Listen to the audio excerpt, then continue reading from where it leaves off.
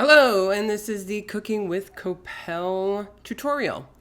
This is the multicam sequence that I have created on the episode that was shot for Erica Bush of season 3. As you can tell, actually, this just has the kitchen sequence.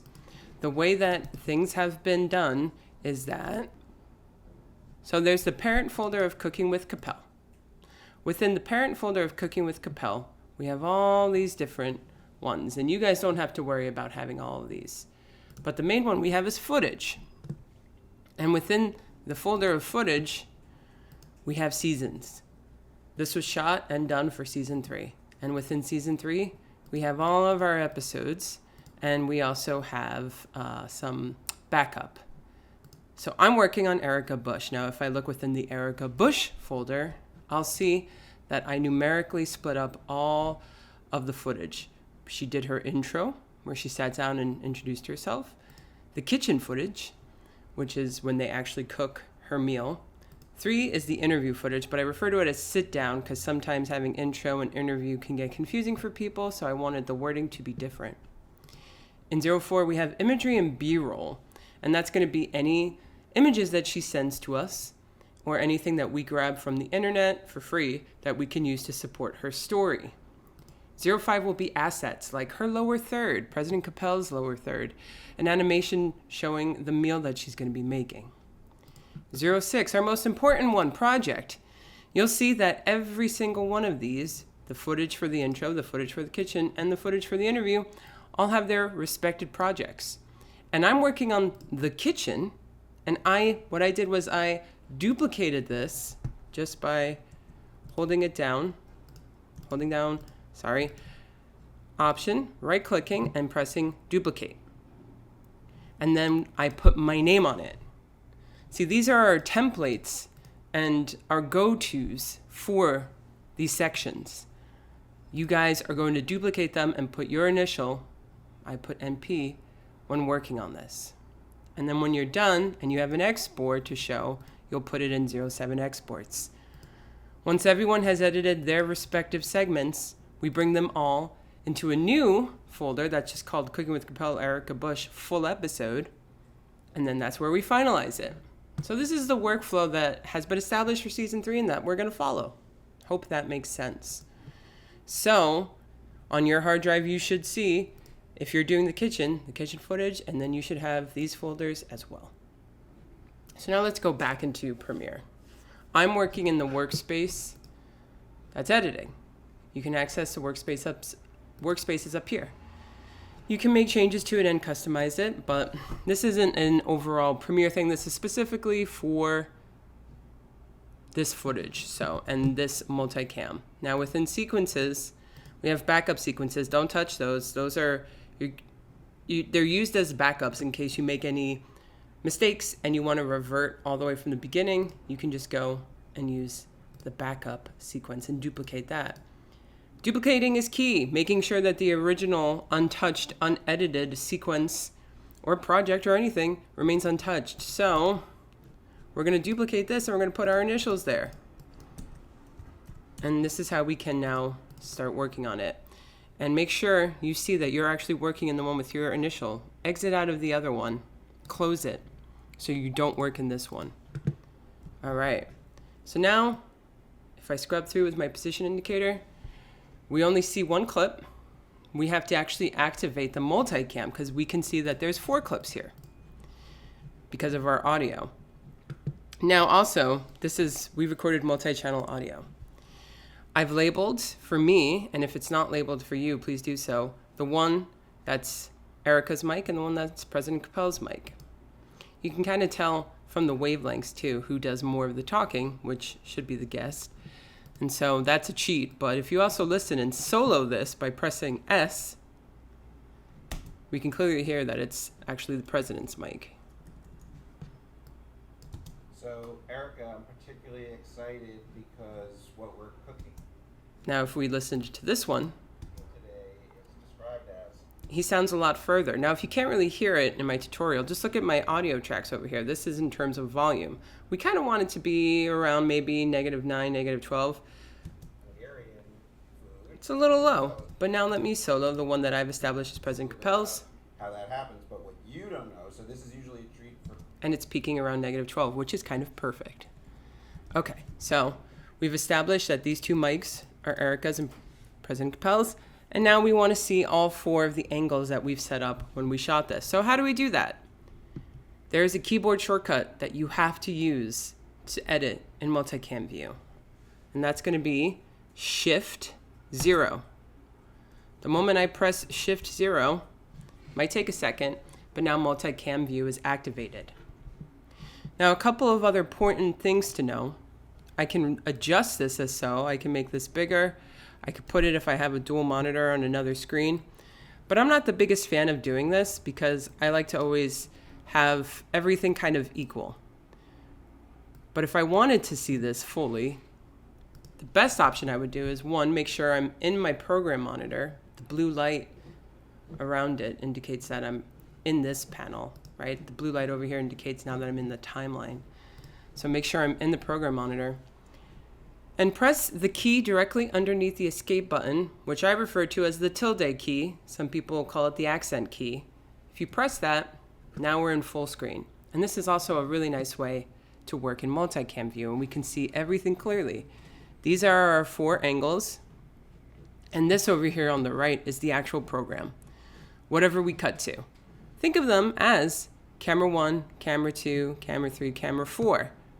And whatever you cut to, literally, cut to camera 1, cut to camera 2, cut to camera 4, it will be reflected here as a live feed. Now let me exit out of full screen mode by pressing the tilde key again, or the accent key again. I'm going to save it, constantly save. And I want to draw your attention to one more thing. Over here, this is our playback resolution. We have 4 cameras playing at once, so watching these back at their full resolution is not a good idea. See, when I hover over it says select playback resolution. If I drop down, I like to work on 1/4. So now my footage might appear blurry, and when I play it back it might not look as good as when we recorded it. That's okay.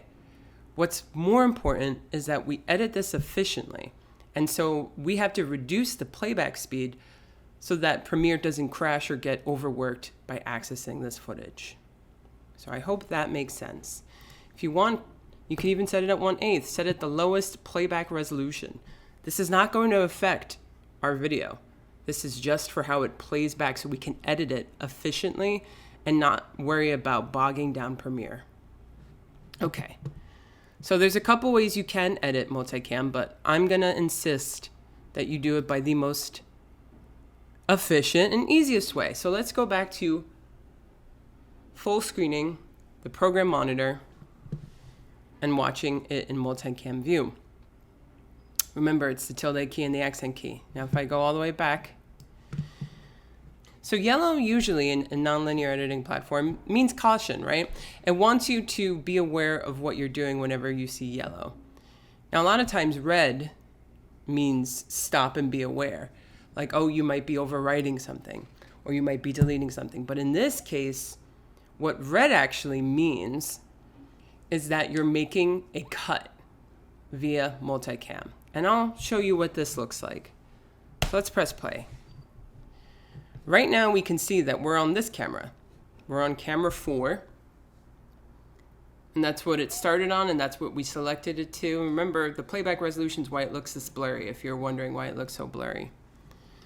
So the moment I go and I select, let's say, camera 2, it goes red. That's Premiere's way of saying you are actively making a cut on the Multicam clip right now.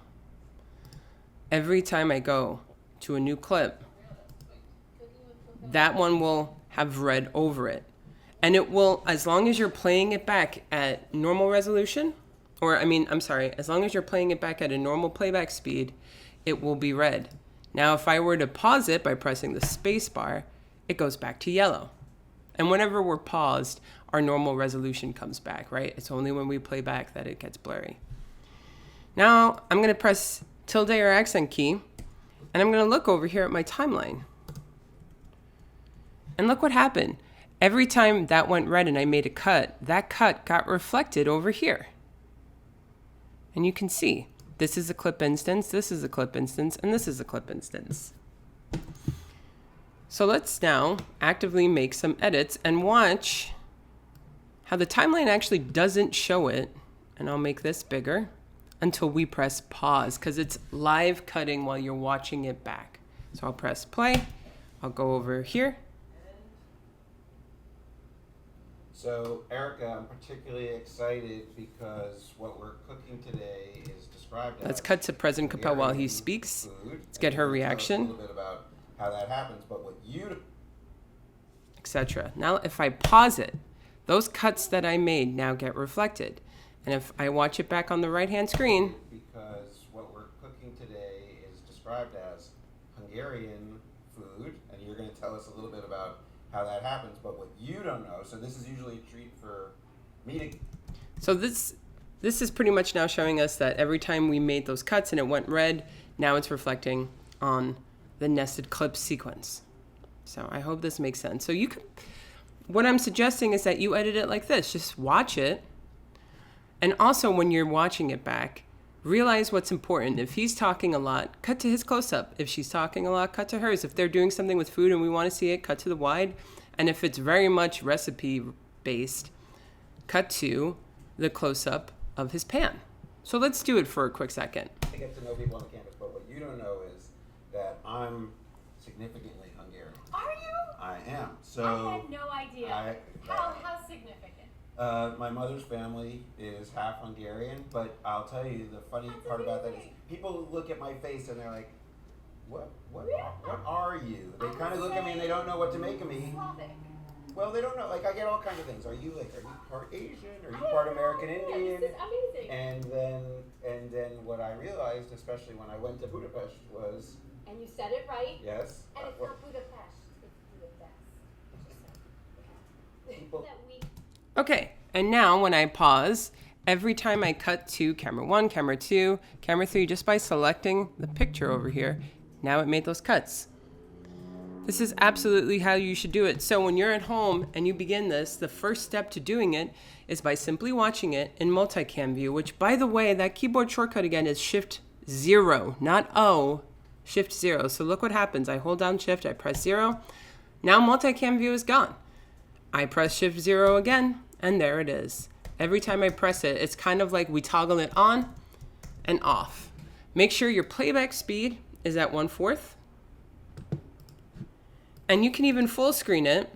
Make sure the blue light is over here to indicate that you're in this panel, and press the tilde or accent key. It's the key directly underneath the escape button on your keyboard to full screen it. This is the best way. Watch it back. Pay attention to what's happening. So what are we gonna cook that to you says Hungarian food? And make your edits like that. Watch it the whole way through.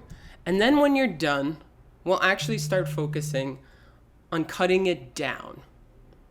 And this is what it's going to look like if you want to cut it down.